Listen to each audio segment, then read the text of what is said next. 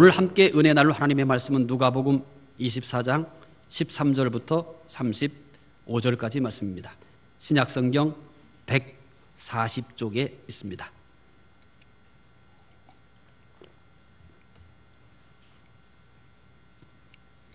누가복음 24장 13절부터 35절, 신약성경 140쪽에 있는 말씀입니다.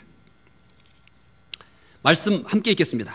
그날에 그들 중 둘이 예루살렘에서 25리 되는 하는 마을로 가면서 이 모든 된 일을 서로 이야기하더라.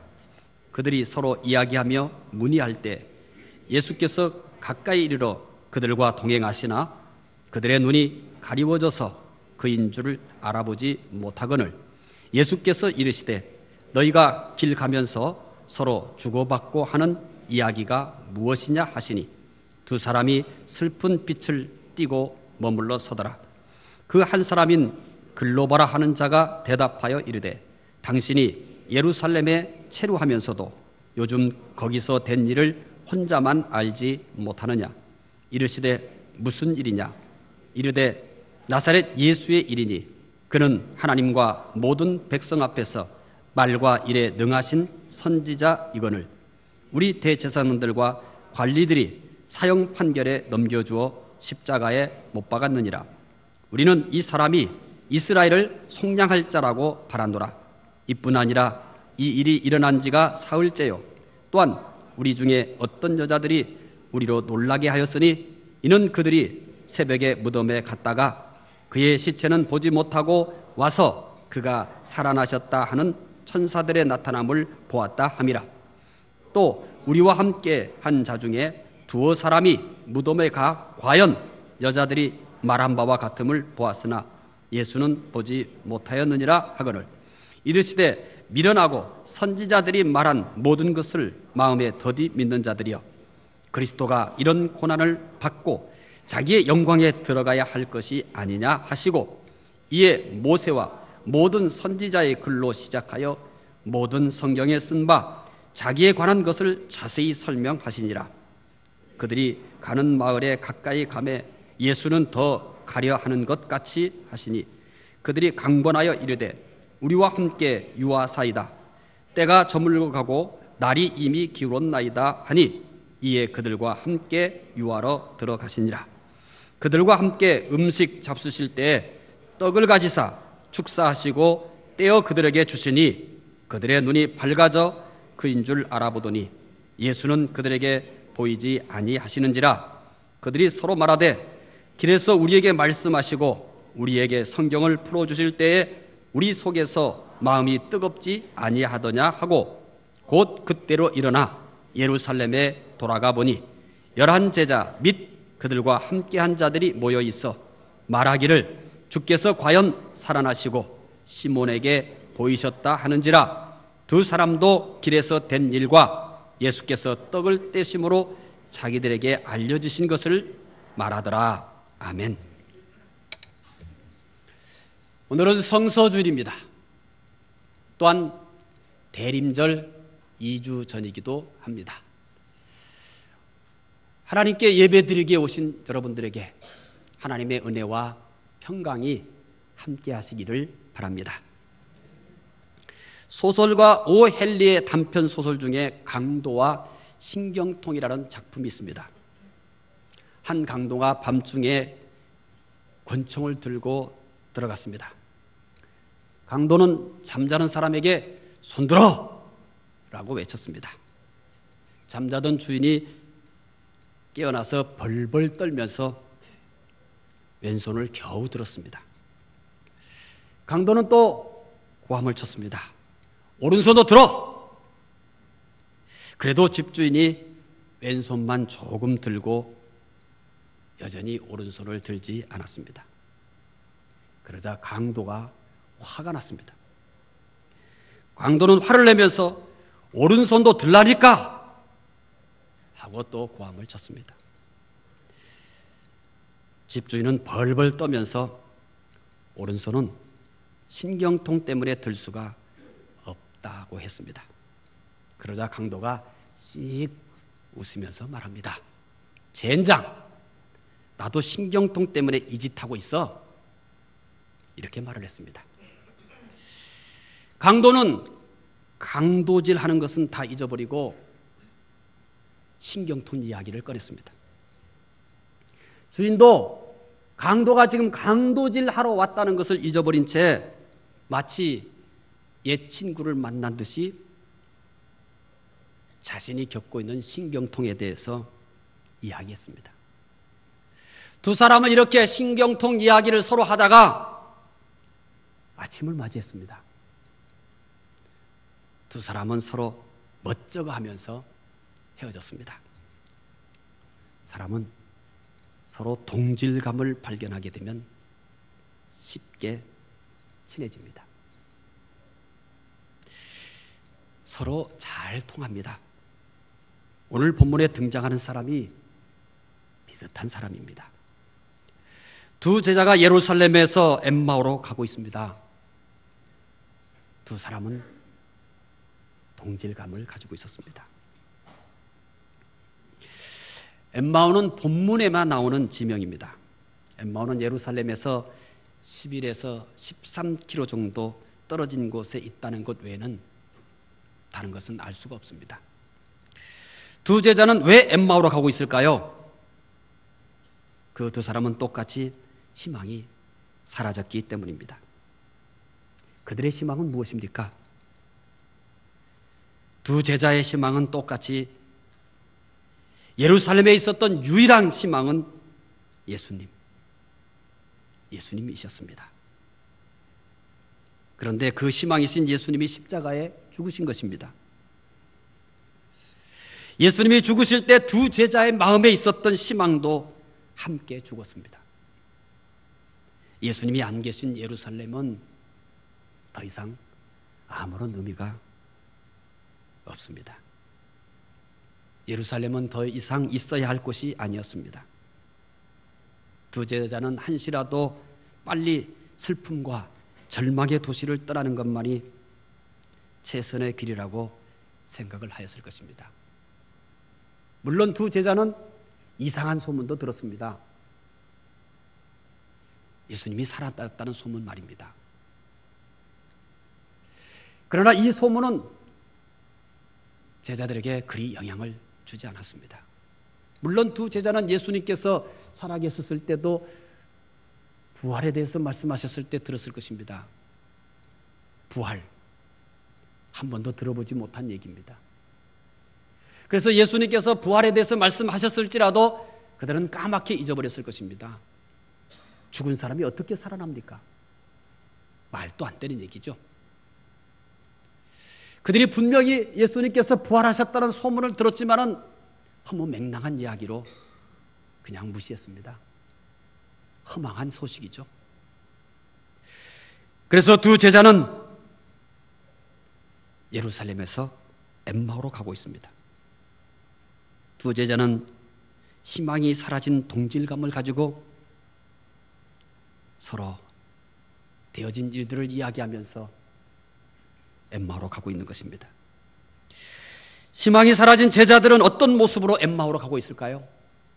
어떤 모습일까요? 희망이 사라진 모습은 어떤 모습일까요?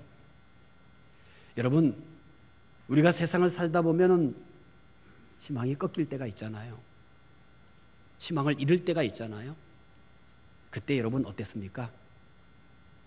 희망이 사라졌을 때의 여러분의 모습을 생각한다면 두 제자의 모습을 좀 더 쉽게 이해할 수 있지 않을까요? 누가복음 24장 17절 말씀을 읽으시면서 희망이 사라진 제자들의 모습이 어떤지 살펴보시길 바랍니다. 함께 읽겠습니다. 예수께서 이르시되 너희가 길 가면서 서로 주고받고 하는 이야기가 무엇이냐 하시니 두 사람이 슬픈 빛을 띠고 머물러 서더라. 희망이 사라진 제자들은 어떤 모습입니까? 두 제자는 얼굴에 슬픈 빛을 띠고 있었습니다. 마음에 희망이 사라졌기 때문입니다.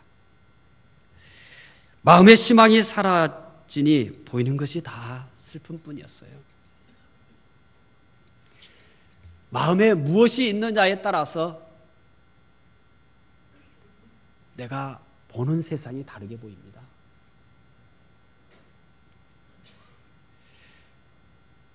그래서 실제에 대해서 연구하는 과학자들이 우리가 보는 실제는 무엇인가?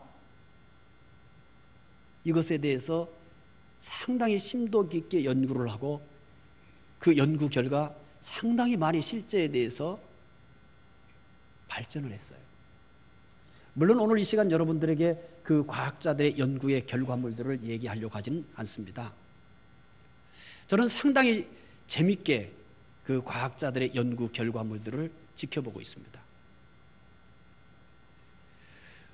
지금 이 실제라는 것은 도대체 뭐냐? 이런 것을 생각하면서 실제를 연구하는 과학자들이 유수한 세계적인 그런 과학자들이 있어요.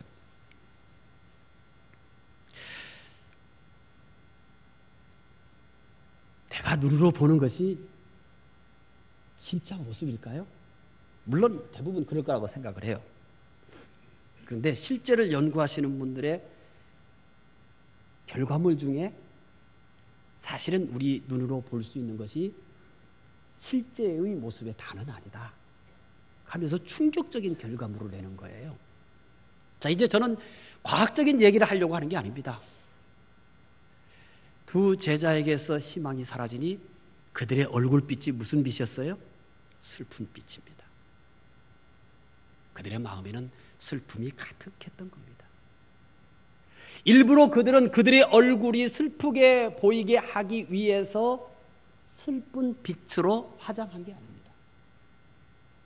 물론 연기자들은 내 마음은 한없이 기쁘지만 얼마든지 너무너무 세상에서 제일 슬픈 사람의 모습으로 연기를 할 수 있습니다. 그런데 두 사람은 연기하는 게 아닙니다. 분장한 게 아닙니다. 저절로 그렇게 된 거예요. 이유는 희망이 사라진 그들의 마음속에는 자연히 슬픔이 가득 차 있었기 때문입니다. 슬퍼 보신 적 있으세요? 그러면 이제 우리가 내가 보는 어떤 실제들이 진짜 모습이 아니라는 것을 금방 인정하게 될 거예요. 내 마음에 슬픔이 가득 차 있을 때 그때 하늘을 한번 봐보세요. 하늘이 어떻게 보일까요? 슬퍼 보입니다. 아, 그 정도까지는 경험해 본 적 없다고요? 저는 경험해 왔어요. 내 마음이 슬프니까 하늘이 왜 그렇게 슬픈지 몰라요. 하늘이 무슨 인격체입니까? 슬프고 기쁘게. 그러니까 내 눈으로 보는 것이 실제의 전부가 아니라는 걸 얘기하려고 하는 거예요. 내 마음이 슬프면요, 하늘을 봐도 슬퍼요. 내 마음이 슬프면 밤하늘에 한번 별을 그때 보세요. 별들이 얼마나 슬픈지 별들이 울고 있는 것 같아요. 아, 아직 그런 경험을 안 하셨다고요? 감사하세요. 나는 별들이 우는 것을 봤거든요.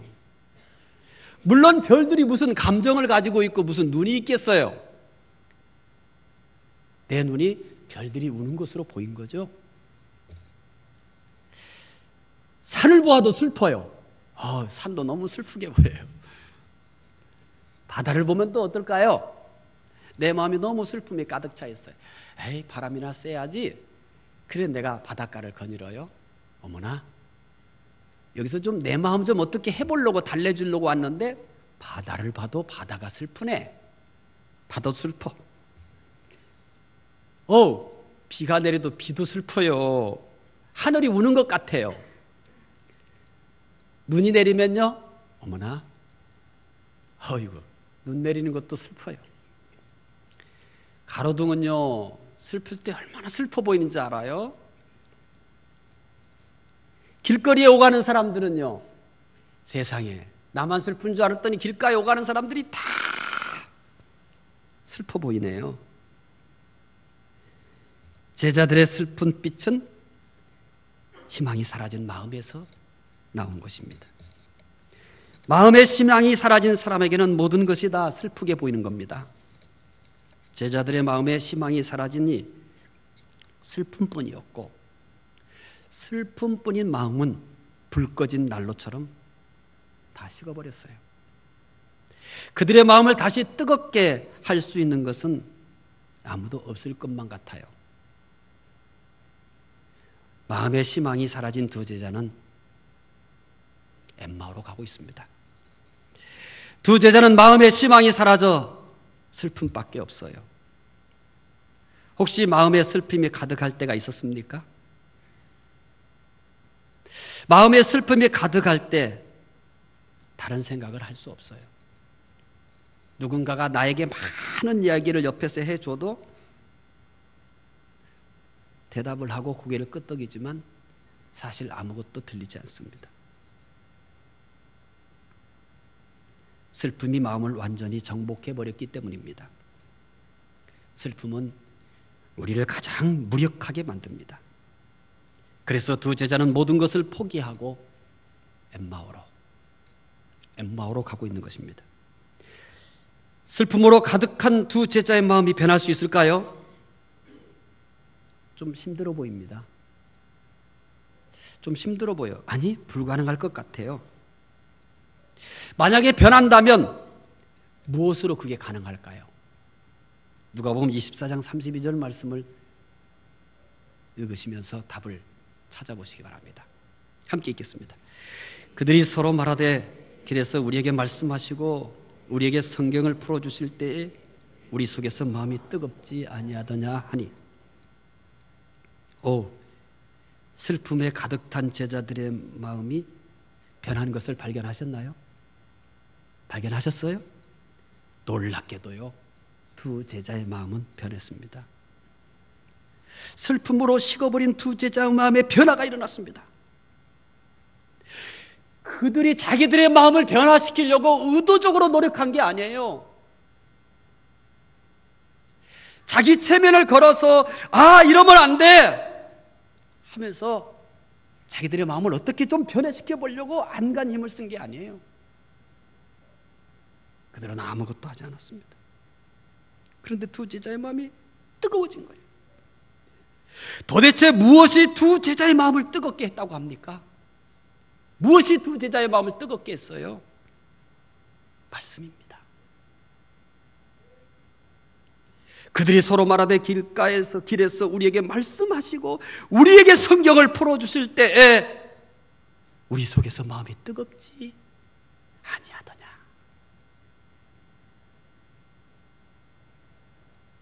그 무엇으로도 두 제자의 마음을 변화시킬 수 없을 것만 같았는데 그들에게 말씀이 들려지자,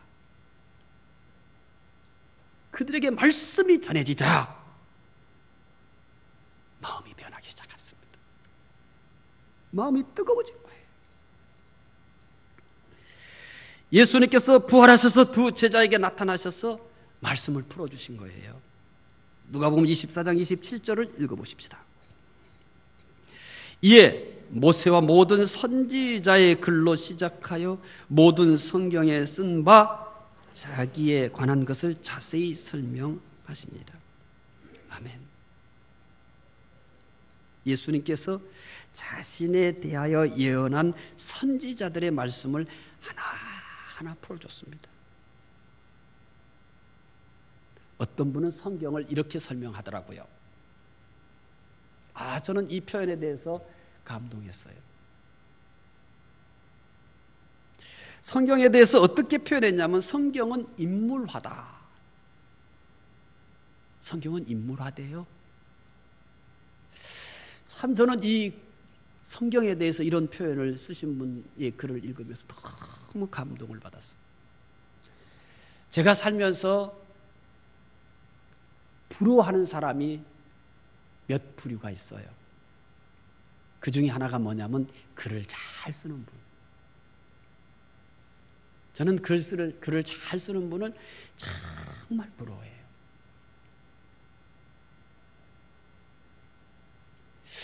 글을 쓰는 분들이 참, 어떤 사람들은 이렇게 얘기하잖아요. 아주 그 세상에서 새로운 것 하나를 창조하면은 이걸 발명하면 놀랍게 보잖아요.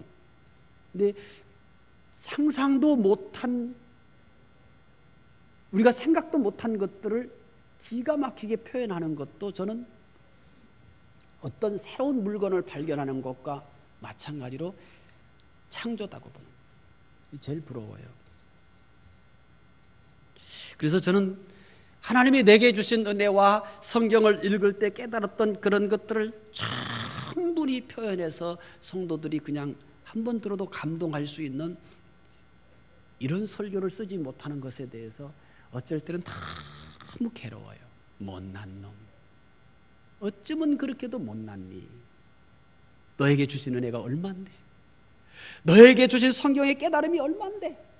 어찌 그리 재주가 없어서 그것을 충분히 표현하지 못하니? 원고를 작성하면서도 너무너무 좌절감을 느낄 때가 있고, 설교를 마치고도 정말 내 발등을 수백 번이고 찍고 싶을 만큼 슬플 때가 참 많아요. 참 죄송해요. 제가 좀 글을 잘 써가지고 정말 잘 표현을 해서 하나님이 주신 은혜들을 잘 전달하고 싶은데 뭐 계속 노력은 합니다만은 재주 없으니 어떻게 하겠습니까? 대단히 죄송합니다. 인물하다. 참 너무너무 간단한 단어잖아요. 성경을 인물하다. 왜 이랬을 것 같아요? 성경은 예수님에 대해서 말씀하고 있기 때문입니다. 성경은 글로서 예수님을 그린 인물화예요. 성경에서 중요한 것은 어떤 사건이 아닙니다. 기적도 아니에요. 성경은 사건이나 기적을 소개하는 책이 아니에요. 성경은 예수님을 소개하는 책입니다. 성경의 모든 사건이나 기적은 예수님을 소개하기 위한 도구예요. 따라서 성경에서 예수님을 만나야 합니다. 성경에서 예수님을 만나면 다 된 겁니다. 성경을 읽은 충분한 보람을 여러분 찾으신 겁니다.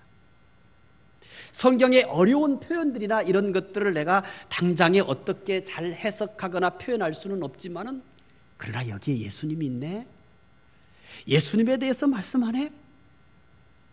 이것만 깨달으셔도 여러분은 성경을 가장 잘 읽고 계시는 분입니다. 그러나 아무리 성경을 많이 읽어도 성경에서 예수님을 만나지 못하면 아무런 의미가 없습니다. 요한복음 5장 39절 말씀을 읽으시면 지금까지 설명한 이 말씀들을 훨씬 더 여러분들에게 증명해 줄 겁니다. 읽어보십시다. 너희가 성경에서 영생을 얻는 줄 생각하고 성경을 연구하거니와 이 성경이 곧 내게 대하여 증언하는 것이니라. 아멘. 성경이 어떤 책이래요? 내게 대하여 증언하는 것이니라. 예수님께서 두 제자에게 곧바로 자신을 알리지 않고 선지자의 예언을 하나하나 풀어주신 이유를 이해할 수 있을 것 같지 않아요? 내가 예수님이라면 두 제자는 부활하셔서 예수님이 지금 동행하고 있는데 부활하신 예수님을 알아봐요? 못 알아봐요? 못 알아봐요. 왜 못 알아볼 것 같아요? 상상도 안 했으니까. 얼굴 쳐다볼 일도 없고 신경 쓸 일도 없어요. 왜 낯선 사람이 같이 가는 거죠? 그러니까 뭐 하는 거예요? 그냥 실끝 받겠죠. 여러분이 예수님이라면 어떻게 하시겠어요? 내가 예수님이라면요 이렇게 안 해요. 이제 그냥 알밤을 하나 그냥 팍 주면서 옛다 나를 좀 봐라 이놈들아. 나다 나 이럴 거예요. 저는 좀 더 심할 거예요.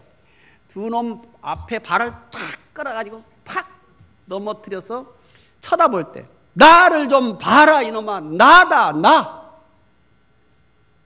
이랬을 거예요. 이렇게 안 해요. 그런데 예수님은 끝까지 나다 나 안 하셨습니다. 그냥 읽으셨어요? 내가 예수라면 한 번쯤 고민하면서 이 말씀을 읽을 필요가 있지 않겠어요? 내가 예수라면 이렇게 안 한다고 그랬어요. 조금 양보해서 꿀밤을 두 녀석에게 그냥 푹 주고 그러면 이게 웬 놈이야? 쳐다볼 거 아니에요. 똑바로 봐라. 나다, 나. 그런데 나는 그렇게 신사적이지는 못하기 때문에 가서 그냥 발을 탁 끌어가지고 두 놈 다 그냥 땅에 팍 엎어뜨리면 웬 정신 나간 놈이야 하고 쳐다볼 거 아니에요. 봐라, 봐. 뭘 보니? 나야, 나. 이럴 거예요. 물론 여러분들은 저보다 짓궂지 않기 때문에 신사적이기 때문에 지금 성경에 나온 예수님의 방법을 택할지도 모르겠습니다. 근데 전 그런 방법 택하지 않습니다. 그럼 고민해 보세요. 그냥 이 말 한마디만 하면 되잖아요. 나다. 나를 좀 봐. 나를 만져봐. 나야. 뭐 복잡하게 모세부터 시작했어요. 모세부터. 그렇죠? 모세부터 시작해가지고 선지자들의 이야기를 다 해가지고 설명하고 있어요. 아유, 뭐 그렇게 복잡해? 아유, 지금 내가 살아서 얘네들하고 동행하는데 얘네들은 지금 그것도 모르고 있잖아요. 그럴 시간이 어디 있어? 그렇게 안 한다는 거죠. 그럼 이제 우리는 왜 질문해야 되잖아요. 성경이 얼마나 재밌는지 아세요? 재밌죠? 지금 들어보니까. 별로 재미없는 것 같아요. 아니, 재미없어도 이렇게 얘기할 때는 재밌다고 이래야지. 앞에 몇 분만 재밌어요. 뒤에 있는 분들은 멀쭉하게 쳐다보고 있어요. 부인 뚱딴지 같은 소리냐고. 물론 그분들도 무르나 마나 성경만큼 재밌는 책이 어딨니? 넌 그걸 질문이라고 하니? 이런 의미에서 뻘쭉하게 쳐다봤을 거예요. 그렇죠? 예. 그래도 꿈쩍 안 하시는군요. 싸우다 오셨어요? 오다가 맞으셨어요? 네. 여러분, 너무 먹장구름을 몰고 다니지 마세요. 그렇죠? 예배당에 올 때는 다른 데 갈 때는 그냥 전쟁하는 모습으로 가시더라도 하나님 앞에 예배 드릴 때는 집에서 나오시기 전에 한 10번 정도는 웃으면서 나오세요. 10번 정도. 뭐 그거 가지고 안 되면 뭐 20번 정도 웃든지. 저를 참 많이 연습해요. 성격이 또 이 인상이 더러운 사람이거든요, 원래. 하나님의 말씀을 가지고 쓰는데 더러운 인상 가지고 전하면 되겠어요. 그러니까 많이 웃어요. 미친 사람처럼 거울 보고 웃어요. 내려고 소리 내서 웃기도 하고요. 왜냐고 물으면 제가 여기서 쏘아하려고 하는 게 아니라 하나님의 말씀이 내 모습 때문에 장애가 돼서는 안 되기 때문에. 그리고 여러분, 내 모습이 하나님께 예배드리는데 장애가 되면 안 되는 것과 똑같은 원리입니다. 여러분은 산제사를 드리는 겁니다. 내 모습이 하나님께서 기쁘게 받으실 제물 같아요? 제가 하나님이라면 참 고민돼요. 받고 싶지 않다. 왜요? 너무 무서워. 하나님도 무서울 것 같아요. 너무 무서운 표정 짓지 말아요. 하나님이 얼른 받을 만한 이쁜 모습으로 예배 드리세요. 네, 앞에 분들만 여전히 아멘이죠. 난 모르겠어요. 하나님 그래도 받으실지 모르겠지만 그건 하나님 마음이고 제 마음은 조금 어려울 것 같다. 무서워서 내가 저거 받았다가 한 대 맞을 것 같은 느낌이 들어요. 자, 이제 또 시작할까요? 왜? 나다 나 이렇게 하면 될 거를 모세부터 얘기를 했다니까요. 모세 때부터. 그리고 여러 선지자들이 얘기를 해요. 예수님께서 원하시는 믿음은 감각적 체험이 아닙니다. 나다 나 이렇게 하면 예수님 볼 수 있잖아요. 만져라. 그분이 원하는 것은 감각적 신앙이 아니에요. 한국교회 성도는 너무 감각적 신앙을 추구합니다. 오래 안 갑니다, 여러분.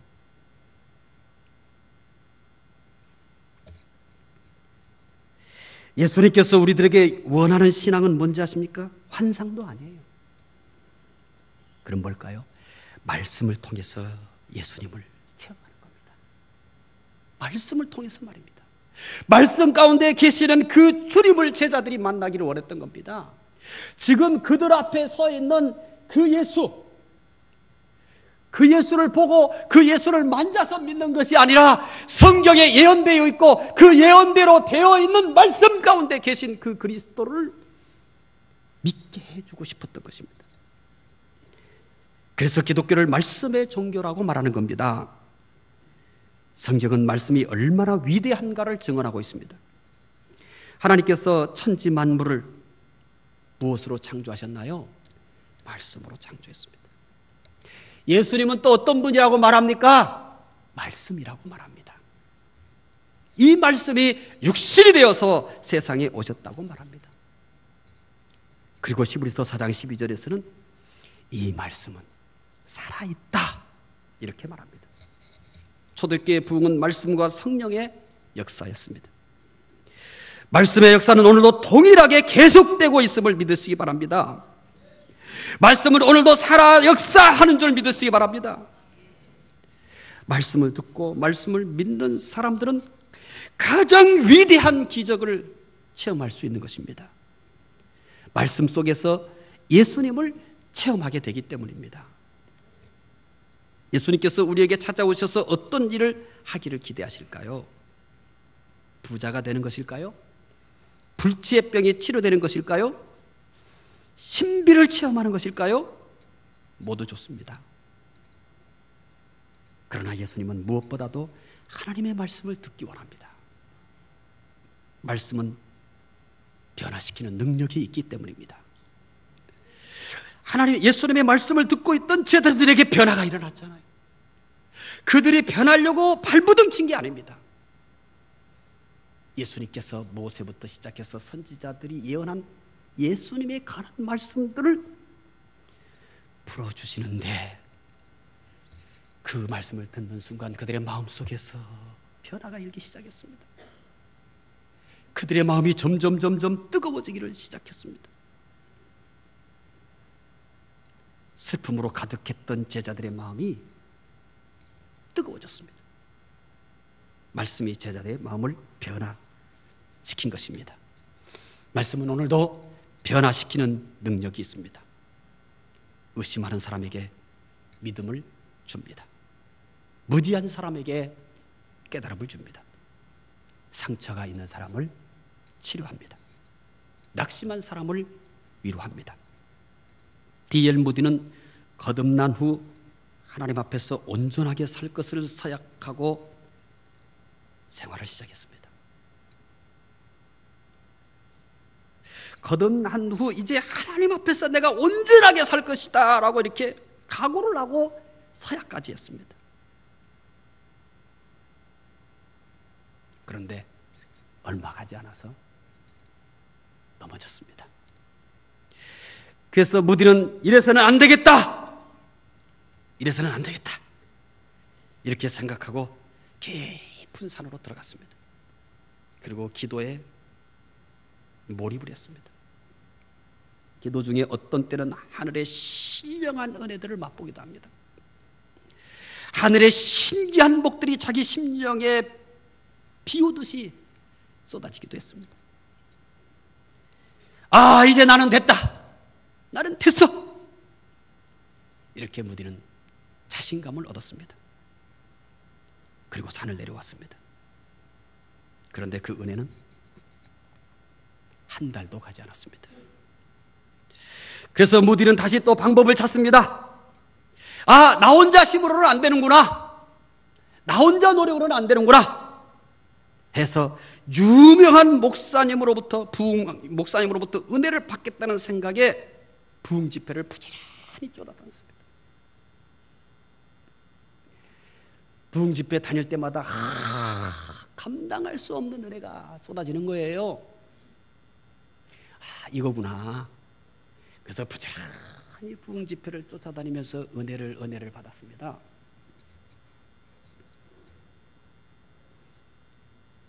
그런데 부흥 집회를 가지 않으면 얼마 가지 않아서 그 뜨거운 것도 다 식어버렸습니다. 무디는 너무너무 탄식을 했습니다. 이게 뭐냐? 도대체 이게 뭐냐? 이게 뭐냐? 탄식을 했습니다. 결국 이렇게 기가 막힌 고백을 합니다. 나는 화인 맞은 양심인가 보다. 성경 속 비유에 나타나는 길가의 마음처럼 씨가 자라지 못하는 마음인가 보다. 이렇게 외쳤습니다. 아, 나는 화인 맞은 양심인가 보다. 성경 속 비유에 나타난 길가의 마음처럼 씨가 자라지 못하는 마음인가 보다. 저는 이 무디의 글을 읽으면서 고개를 끄덕였습니다. 저는 무디보다 더한 짓을 했거든요. 아, 예수 그리스도를 믿으면 새로운 피조물이라고 했는데, 아, 내가 믿으면 중생한 자라고 했는데, 그래, 이제부터 나는 다른 삶을 살 거야. 나는 이제부터 다른 사람이 될 거야. 기대를 해봤습니다. 그리고 새롭게 살아봤습니다. 오래 안 가요. 정말 오래 안 가요. 그래서 다시 또, 아, 내가 열심히 부족한 거야. 내 노력이 부족한 거야. 다시 또 용기를 내서 다시 시작을 합니다. 이전보다는 조금 더 갔어요. 그런데 또 안 되는 거예요. 그래서 저는 답을 얻었어요. 왜 그럴까? 난 답을 얻었어요. 내가 얻은 그때의 답이 뭔지 아세요? 나는 선택되지 않았다. 하나님이 날 선택하지 않았다. 나는 거듭나지 않았다. 나는 거듭나지 않았다. 나는 구원의 백성이 아니다. 이게 그때 제가 얻은 답입니다. 아무리 해도 안 되니까. 그래서 성경을 찢어서 던져버렸어요. 그러니까 무디는 저보다 그래도 신사적인 거예요.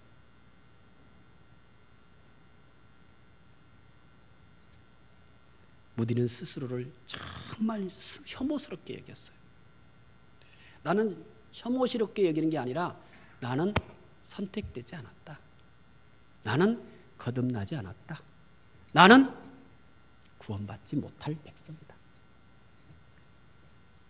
이렇게 생각했었어요. 그래서 모세의 이 무디의 이 가슴 아픈 절규를 저는 알아요. 저는 더했으면 더했지 덜하지 않았기 때문입니다. 그러던 어느 날 문득 펴든 성경에서 로마서 10장 17절을 무디는 발견합니다. 로마서 10장 17절 읽어볼까요? 그러므로 믿음은 들음에서 나며 들음은 그리스도의 말씀으로 말미암았느니라. 아멘. 무디는 여기서 답을 얻은 겁니다. 아, 내 의지가 아니고 내 노력이 아니고 믿음은 어디서 나요? 들음에서. 자, 좀 더 쉽게 이해하도록 도와드릴게요. 여러분, 내가 하루를 굶어도 아무 반응이 없나요? 그러면 하루를 굶었는데 아무 반응이 없어요, 몸에? 아, 그러시군요. 나는 한 끼만 굶어도 죽겠더만. 난 살아있는 거예요. 하루를 굶었는데도 아무렇지도 않으면 이건 뭐예요? 나는 한 끼만 안 먹어도 못 살겠어요. 못 살겠어. 두 끼 안 먹으면 못 살겠는 게 아니라 미치겠어. 그리고 세 끼 안 먹으면 어지러워. 만사가 귀찮아져요. 나는 감사했어요. 내가 살아있구나. 여러분은 그렇게 굶으셔도 반응이 없으세요? 있죠? 있잖아요. 여러분, 이 얘기예요. 육체의 양식을 먹지 않으면 힘이 없죠. 계속 먹지 않으면 어떻게 되겠어요? 이제 여러분은 더 이상 거동을 못해요. 영혼의 양식이 뭔지 아십니까? 말씀이에요. 말씀이에요. 말씀 이외에는 답이 없어요. 아, 내 믿음이 안 자라요. 자주 쓰러지세요? 그러면 계속 여러분 말씀을 읽으세요. 일주일에 한 절씩 외우라고 하잖아요. 괜히 외우라고 하겠어요? 괜히 외우라고 하지 않아요. 이유가 있습니다, 여러분. 이게 오늘 우리에게 가장 확실한 답이기 때문입니다. 무디는 말씀을, 이 진리를 깨닫고 말씀을 읽기 시작했습니다. 이후 그는 미국의 역사를 뒤바꾸는 위대한 설교자가 되었습니다. 말씀이 그를 언제나 뜨겁게 했던 것입니다. 다시는 식지 않도록 말씀을 계속해서 사모하고 읽고 외웁니까? 말씀은 끊임없이 그의 심령을 뜨겁게 달궜던 겁니다. 오늘은 성서주일입니다.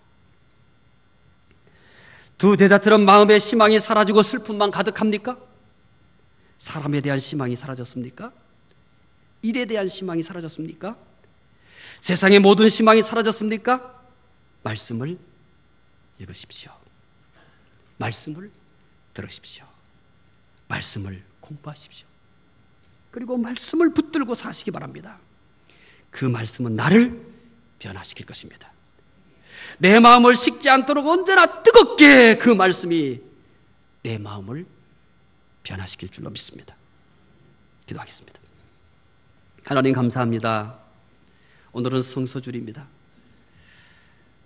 두 제자가 희망이 사라졌지만 예수님께서 들려주시는 말씀으로 인해서 그들의 마음이 뜨거워졌습니다.